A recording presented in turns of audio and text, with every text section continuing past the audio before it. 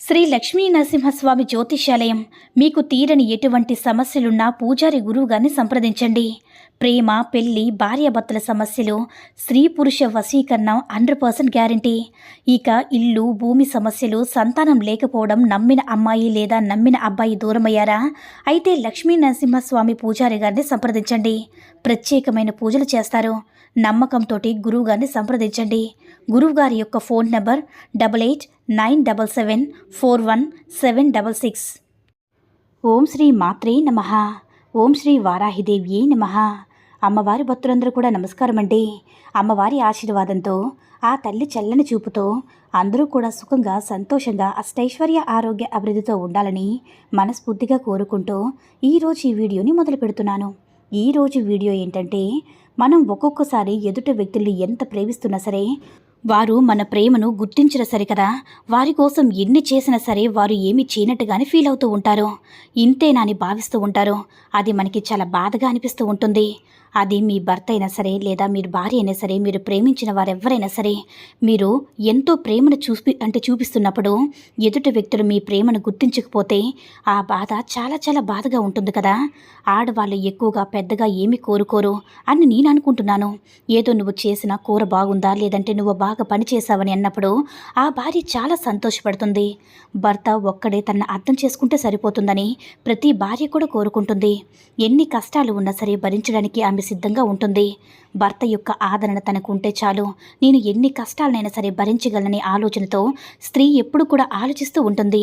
ఒకవేళ మీరు ప్రేమించిన వారైనా సరే, మీ ఇష్టాన్ని వారు గుర్తించకుండా మిమ్మల్ని మాటలతో ఏమైనా బాధ పెడుతున్నా, మీకు దూరంగా వెళ్ళిపోతున్నా, మీరు ఎంత ప్రేమిస్తున్నా మీ ప్రేమను అర్థం చేసుకోపోయినట్లయితే మీరు ఒక చిన్న పరిహారాన్ని చేయండి.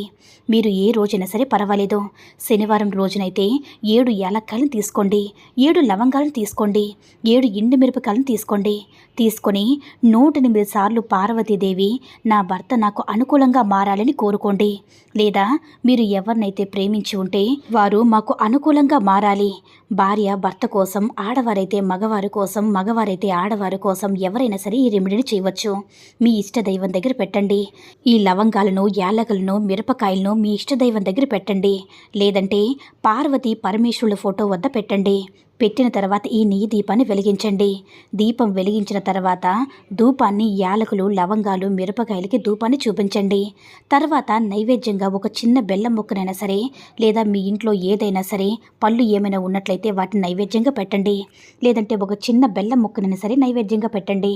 మీరేం చేస్తారంటే వాటన్నిటిని కూడా ఆ రోజు అలానే వదిలేయండి. మరుసటి రోజు మీరు గ్యాస్ మీద ఒక పెనం పెట్టండి. పెనం పెట్టి మీరు ఏవైతే పెట్టారో యాలకులు, లవంగాలు, ఎండు మిరపకాయలు దూరగా వేయించండి. వేయించిన తర్వాత వాటిని పొడిలాగా తయారు చేసుకోండి. తయారు చేసుకొని మీరు ఎవరినైతే ఇష్టపడుతున్నారో వారు తినే పదార్థాల్లో వీటిని కలిపి వారికి తినిపించండి.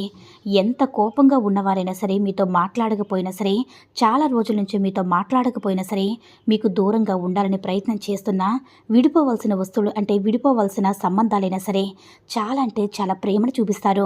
మీరు ఈ పదార్థాన్ని వారికి తినిపించిన తర్వాత వారు మీ దగ్గరకు చాలా ప్రేమను చూపిస్తారు. మీ ప్రేమలో ఉన్న విఘ్నాలన్నీ కూడా తొలగిపోతాయి. ఇద్దరి మధ్య సైక్యత అనేది ఏర్పడుతుంది. చాలా అన్యోన్యమైన, సంతోషకరమైన జీవితాన్ని మీరు ఆ పార్వతీ పరమేశ్వరుల కృపతో మీరు అనుభవిస్తారు. ఈ చిన్న రెమెడీ చాలా చక్కటి రెమెడీ అన్నమాట. ఒక్కసారి ట్రై చేసి చూడండి, మీకు అంతా మంచి జరుగుతుంది. ఈ వీడియో నచ్చినట్లయితే లైక్ చేసి షేర్ చేయండి.